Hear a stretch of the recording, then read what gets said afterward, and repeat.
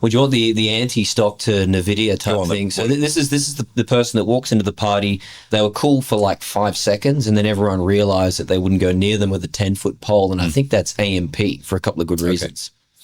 All right, I've got to be very careful here because my view on AMP is reasonably well documented. So, we talked about Nvidia rocking up with the Versace shirt that they paid cash for, AMP maybe given the tatters that its brand is in, maybe that's walking in with a Versace shirt, but it's a fake that they got from Thailand. It's not the real deal anymore, and I think that would be without being too defamatory about their business.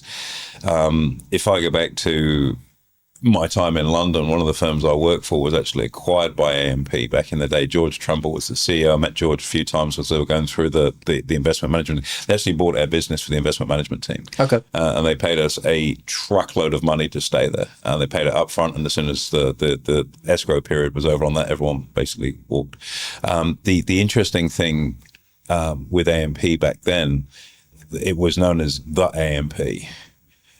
Insofar as the big dog, it was the trusted advisor. So, the AMP guys coming over, and you'd have the kettle on, you'd sit at the kitchen table and have a conversation about, your future. And in the space of, 30 years, it's been able to absolutely ransack that reputation on so many levels, insofar as from a corporate responsibility and guidance, the leadership of the company, the changing CEO, various allegations of misconduct by CEOs, right the way through, and that's on a corporate level. The performance of its funds, not great.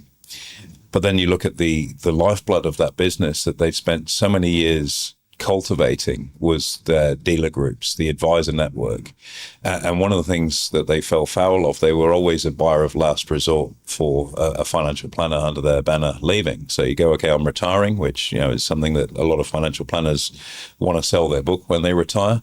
And AMP were always the buyer of last resort at a particular multiple until they said, yeah, we're not going to pay that, we're only going to pay this. And they backdoored, so many other advisors. So they've really breached trust on quite a number of levels. And we've talked about this with Qantas previously in terms of the relationship with their customers too.